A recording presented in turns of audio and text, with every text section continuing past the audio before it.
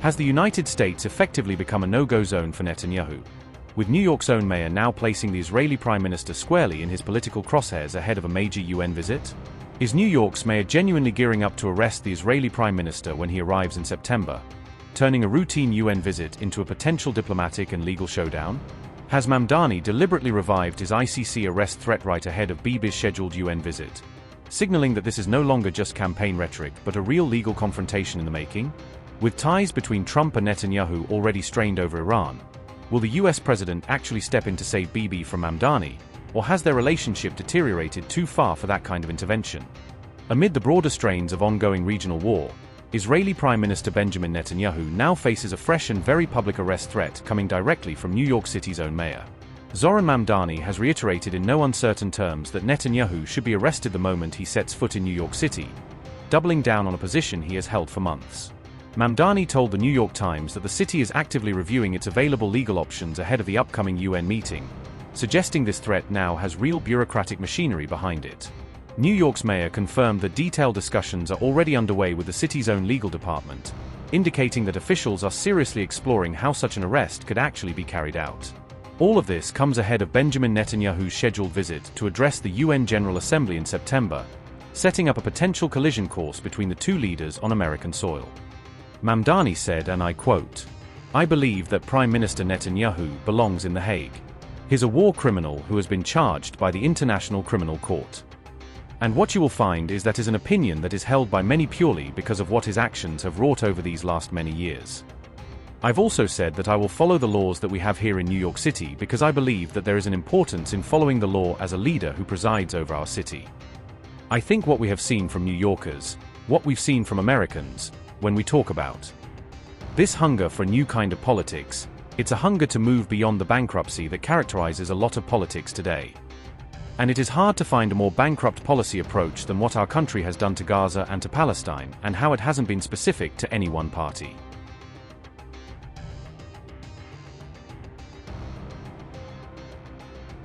Israel's UN envoy Danny Danon fired back sharply, arguing that it is actually Mamdani, not Netanyahu, who deserves to be arrested for failing his own city and its residents. Danny Danon said, and I quote, "Mamdani is failing to govern New York.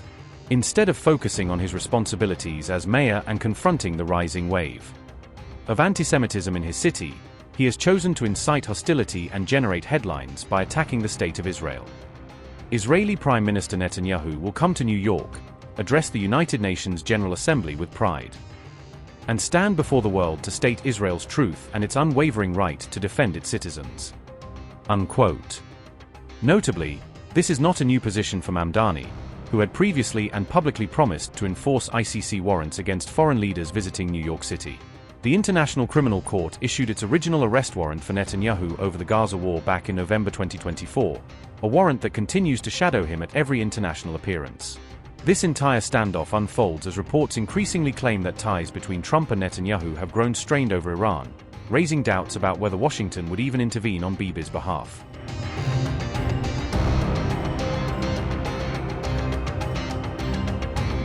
US Vice President J.D. Vance accused elements within the Israeli government of attempting to undermine Washington's diplomatic outreach toward Iran. Vance made the remarks during a wide-ranging interview with podcast host Joe Rogan while discussing the Trump administration's Iran policy. The vice president said he had faced a well-funded political campaign following his support for the Iran peace memorandum.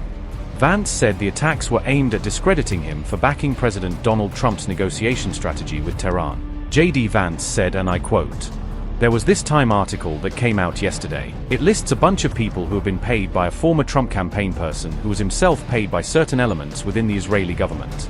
And those people are attacking me viciously for trying to accomplish the negotiation objective that the president set for the country." Unquote.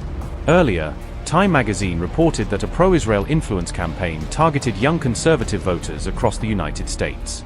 The report said former Trump campaign manager Brad Parscale helped lead the communications effort aimed at that audience. Time cited FORA filings alleging that the campaign was directed and financed by Israeli authorities. According to the report, the effort sought to prevent younger MAGA supporters from turning against Israel over the Iran conflict. J.D. Vance said, and I quote, "It's social media posts, it's leaking to reporters, they're attacking me obsessively saying that we should not be negotiating with Iran. We should just keep the military campaign going indefinitely. People have come after me and said I'm influenced by Qatar, that I'm influenced by foreign governments, that I take my marching orders from Tucker Carlson.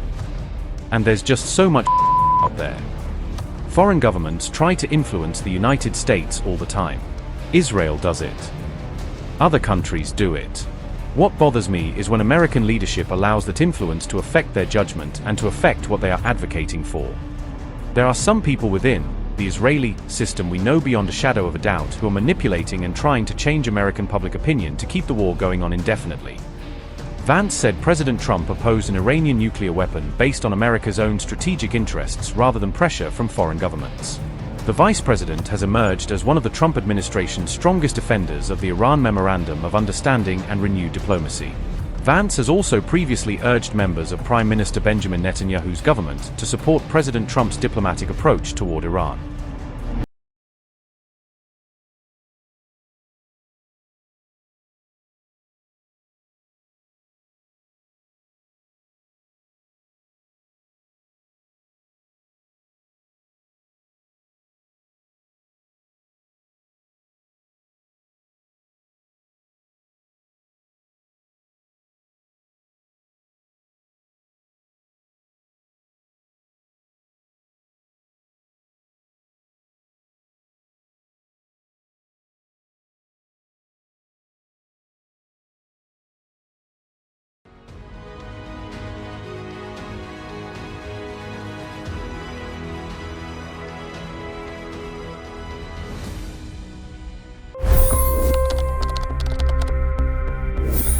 $25 crore गरीब गरीबी को परास्त करके बाहर निकले। For the good of our nation, let's work together and let's truly make America great again.